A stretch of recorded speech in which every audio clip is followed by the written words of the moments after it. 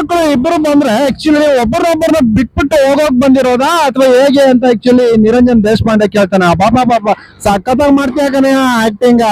ಅಲ್ಲ ಇದಾದ್ಮೇಲೆ ಆಕ್ಚುಲಿ ನಮ್ಮ ಶ್ರುತಿ ಮೇಡಮ್ ಹೇಳ್ತಾರೆ, ಅಲ್ಲ ಇಬ್ರು ಒಂದೇ ಫ್ಯಾಮಿಲಿ ಹೋಗುವಷ್ಟಿಲ್ವಲ್ಲ ಅಂತ ಹೇಳ್ತಾರೆ. ಅಲ್ಲ ಶ್ರುತಿ ಮೇಡಮ್, ಒಂದ್ ಮಾತನ್ನ ಕೇಳ್ತೀನಿ ತಿಳ್ಕೊಳ್ಳಿ ನೀವು.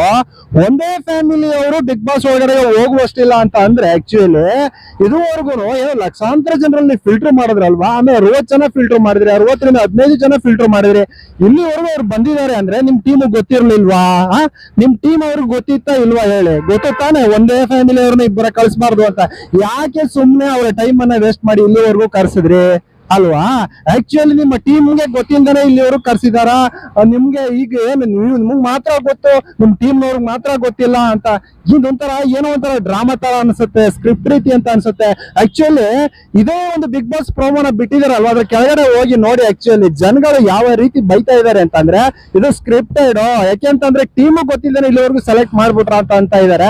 ಆಕ್ಚುಲಿ ನಂಗೂ ಕೂಡ ಹಂಗೆ ಅಂತ ಅನ್ನಿಸ್ತಾ ಐತೆ. ಎಸ್, ಇನ್ನೊಂದು ಕಡೆ ಇದಾದ ನಂತರ ಪಕ್ಕದಲ್ಲೇ ಕೂತಿರ್ತಕ್ಕಂಥ ನಮ್ಮ ಚಂದನ್ ಶೆಟ್ಟರ್ ಹೇಳ್ತಾರೆ, ಇಬ್ಬರಲ್ಲೂ ಟ್ಯಾಲೆಂಟ್ ಇದ್ರೆ ಇಬ್ಬರನ್ನು ಕಳಿಸಬಹುದು, ಅದ್ರಲ್ಲಿ ಏನಿದೆ ಅಂತ ಹೇಳ್ತಾರೆ. ಆಕ್ಚುಲಿ ಅವ್ರು ಹೇಳ್ತಾ ಇರೋದ್ರಲ್ಲೂ ಒಂದು ನಿಜವಾದ ಮಾತು ಇದೆ. ಒಂದು ವೇಳೆ ಬಿಗ್ ಬಾಸ್ ಟೀಮ್ ನ ಒಂದು ಪಾಲಿಸಿನ ಮುರಿದ್ರು ಸರಿನೇ. ಯಾಕೆಂದ್ರೆ ಅವ್ರ ಅದ್ರಲ್ಲಿ ನ್ಯಾಯ ಇದೆ, ನಿಜಾಯಿತಿ ಇದೆ. ಯಾಕೆಂತಂದ್ರೆ ಇಬ್ಬರಲ್ಲೂ ಟ್ಯಾಲೆಂಟ್ ಇದೆ ಅಂದ್ರೆ ಇಬ್ರು ಹೋಗ್ಲಿ ಬಿಡಿ ಅಲ್ವಾ? ಅಲ್ಲ ಈಗ ನೋಡಿ, ಇದೇ ವಿಷಯಕ್ಕೆ ಬರ್ತೀನಿ. ಆಕ್ಚುಲಿ ನೀವು ಜನಸಾಮಾನ್ಯರಿಗೆ ಒಂದು ನ್ಯಾಯ ಮಾಡ್ತಾ ಇದ್ದೀರಾ, ಆಮೇಲೆ ಈ ಸೆಲೆಬ್ರಿಟಿಗಳಿಗೆ ಇನ್ನೊಂದು ನ್ಯಾಯ ಮಾಡ್ತಾ ಇದ್ದಾರೆ. ಯಾಕಪ್ಪ ಅಂತಂದ್ರೆ ಕಳೆದ ಬಾರಿ ಸೀಸನ್ ಗಳಲ್ಲಿ ಒಂದು ಸಾರಿ ತುಕಾಲಿ ಹೋಗಿರ್ತಾನೆ, ಮತ್ತೆ ಅದೇ ಫ್ಯಾಮಿಲಿಯ ಅವನ ಹೆಂಡತಿ ಕಳ್ಸಲ್ವಾ, ಮಾನಸ ಅವ್ರನ್ನ ಕಳ್ಸಲ್ವಾ? ಅಂದ್ರೆ ಸೆಲೆಬ್ರಿಟಿಗಳಿಗೆ ಒಂದ್ ನ್ಯಾಯ, ಸಾಮಾನ್ಯ ಜನರಿಗೆ ಒಂದ್ ನ್ಯಾಯನ? ಸಾಮಾನ್ಯ ಜನಗಳು ಮಾತ್ರ ಫ್ಯಾಮಿಲಿ ಇಬ್ಬಿಬ್ರು 3 ಜನ ಫ್ಯಾಮಿಲಿ ಅವ್ರು ಮಾತ್ರ ಹೋಗುವಷ್ಟಿಲ್ಲ. ಅದೇ ಸೆಲೆಬ್ರಿಟಿಗಳು ಬೇಕಾದ್ರೆ ಹೇಗ್ ಬೇಕಾದ್ರೂ ಹೋಗ್ಬೋದು. ಕಲರ್ಸ್ ಕನ್ನಡದವರು ನಿಮ್ಗೆ ಇಷ್ಟ ಬಂದಂಗೆ ಈ ರೀತಿ ರೂಲ್ಸ್ ಗಳನ್ನ ಮಾಡ್ಕೊಳ್ಳೋದು, ಜಡ್ಜ್ಗಳು ನಿಮ್ಗೆ ಇಷ್ಟ ಬಂದಂಗೆ ಈ ರೀತಿ ರೂಲ್ಸ್ ಗಳನ್ನ ಮಾಡಿ ಜನಗಳಿಗೆ ತೊಂದರೆ ಕೊಡೋದೇ ಆದ್ರೆ ಜನ ಹೆಂಗೆ ಈ ಒಂದು ಬಿಗ್ ಬಾಸ್ ಶೋನ ನಂಬ್ತಾರೆ ಅಲ್ವಾ? ಹಾಗಾಗಿ ಯಾರು ಏನೇ ಮಾಡಿದ್ರು ಕೂಡ ಒಟ್ಟಿನಲ್ಲಿ ಇದೆಲ್ಲವನ್ನು ಕೂಡ ನೋಡಿದಾಗ ಒಂಥರ ನಮ್ಗಂತೂ ಇದಕ್ಕೆ ಸಪೋರ್ಟ್ ಮಾಡಿದ್ದು ಸಂಗೀತ ಶೃಂಗೇರಿ ಬೇರೆ. ಹೌದೌದು, ಒಬ್ಬರನ್ನ ಕಳ್ಸಿ ಹೀಗೆ ಅಂತ ಅಂತೀರಾ. ಏನ್ರಿ ಮಾತಾಡ್ತೀರಾ? ಪಾಪ ನೋಡಿ, ಅವರಿಬ್ಬರ ಜಗಳ ಅಂಟ್ಕೊಬಿಟ್ರು.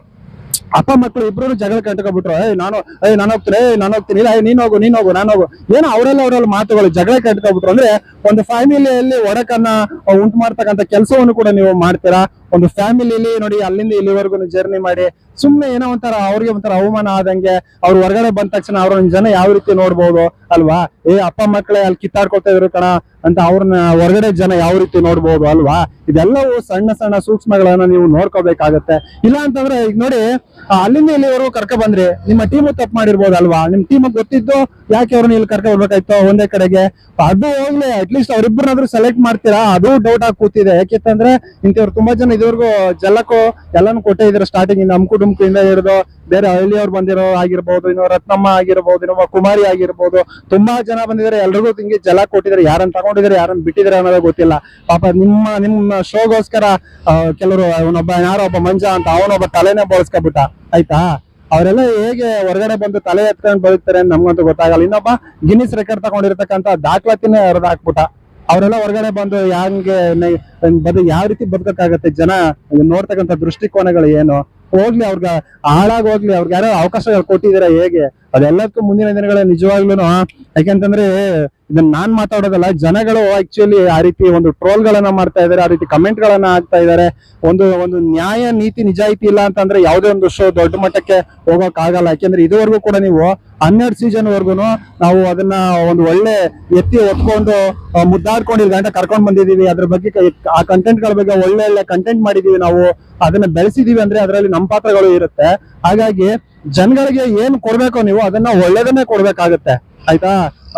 ಸ್ಕ್ರಿಪ್ಟೆಡ್ ಅದು ಇದು ಅಂತ ಬಂದ್ಬಿಟ್ರೆ ಮುಂದಿನ ದಿನಗಳ ನಿಜವಾಗ್ಲೂ ಈ ಒಂದು ಶೋ ಬಿದ್ದೋಗೋದ್ರಲ್ಲಿ ಯಾವುದೇ ಡೌಟ್ ಇರಲ್ಲ. ಅದ್ರ ಕಡೆ ಗಮನ ವಹಿಸ್ಬೇಕು, ಜನಗಳ ಮನಸ್ಸನ್ನ ಗೆಲ್ಬೇಕು, ಜನಗಳಿಗೆ ಇಷ್ಟ ಆಗ್ಬೇಕು, ಆ ರೀತಿ ನಡ್ಕೋಬೇಕು.